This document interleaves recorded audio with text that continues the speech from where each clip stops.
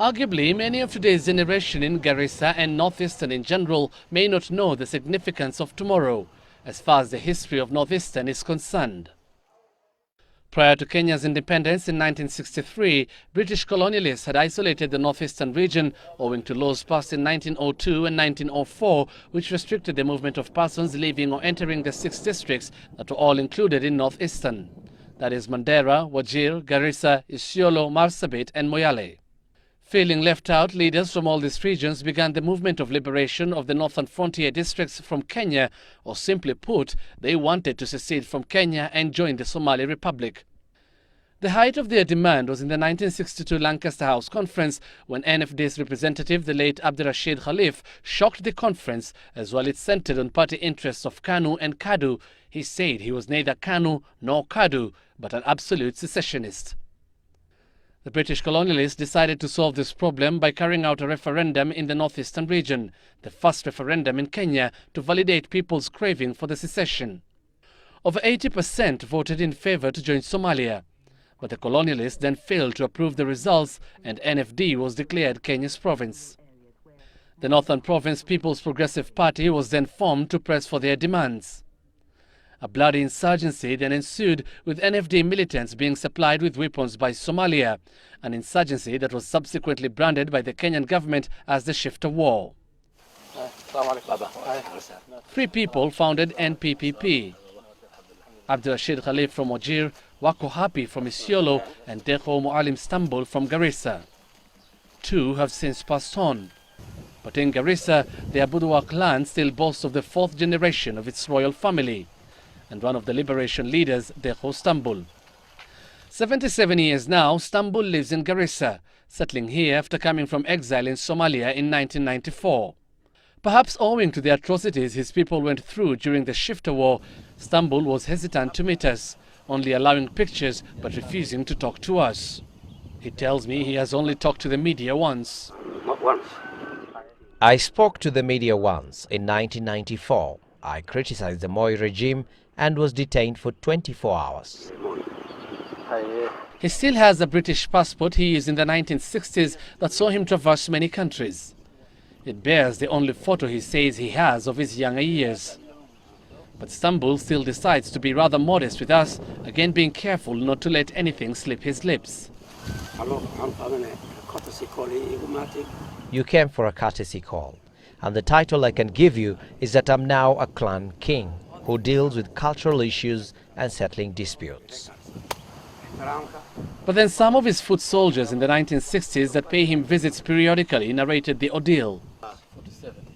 Indeed, as they put it, their bitterness emanated from the British government's failure to recognize the referendum results and their feeling of being a minority in the country. Garissa kidogo amefanya sisi. Wakati anafanya sisi, na sisi tunaanza vita kidogo. Sisi nasema afadhali wacha sisi nenda kwa Somalia. Maana yake kinyingine watu wengi tamalisha nyinyi hata kugawanya madaraka au kugawanya mali hawawezi kubali. Nikaenda Somalia. Nikakuwa na jabadi Shifter NFD. The old men are still fit enough to show us some of the drills they performed during the Shifter War.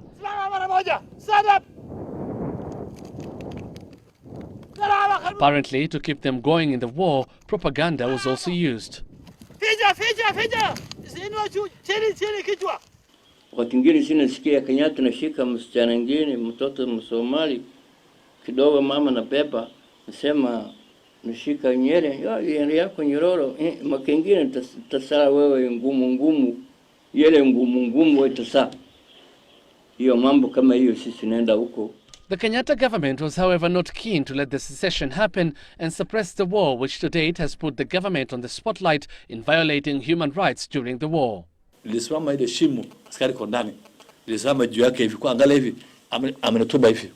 Mawe moja kubwa hivi niliweka hapa. Hayo mawe ndio yamepasuka. Hiyo ndio sasa iko ndani sasa iko ndani. Hata uwezo sasa iko ndani sasa. Ile grenade sasa iko ndani. Hiyo ni grenade. By 1969, the Kenyan government had overpowered the resistance. Sisi narudi kwetu nyumbani, feta sisi nawacha. Now they have put that behind them, and they take pride in the fact that Northeastern had the highest percentage in endorsing the new constitution at over 95%. Sasa sisi kusha wakati yetu imefika wazee. Tunataka wale wakijana imebaki waendelee mbele kabisa wasome. Alafu faida yetu ndio hiyo, nilipiga ajili hiyo, ndio nilipiga hiyo kura. Sisi tunaongezeka Kenya, kama Kenya napiga bomu sisi kwa ndani, kama Kenya inafaidika sisi wa ndani, maana nyingine hakuna tamaa ya Somali. Sasa tamaa ya Somali sisi, hata kama Somali inapata uhuru sahihi na bado bendera, sisi hapa tunataka watu wa Northeastern kabisa. They have now embraced change and are stressing that the future is with the youth to redeem the lost times that have put Northeastern province in the back foot as far as development is concerned. Something the youth who overwhelmingly voted for the constitution here seem to know very well. Kuanzia sasa nadhania haina haja sisi tulalamike juu ya Kenya ingine. Lazima tukue kitu kimoja na Wakenya, tujaribu kupigania haki zetu. Hii mambo kila wakati tunasema kwamba tunakuwa marginalized na vitu kama hizo, lazima tuache nyuma. And you could clearly hear people telling you when they are traveling to Nairobi on border bus that tunaenda Kenya. But now that perception has been clearly rubbed off the minds of the people. We want to be part and parcel of the development of this country. As the people of Garisa and the larger Northeastern province witness the promulgation of the new constitution, it goes without saying that what they hope for now is for its swift implementation to usher in the changes that many here have so yearned for over the years.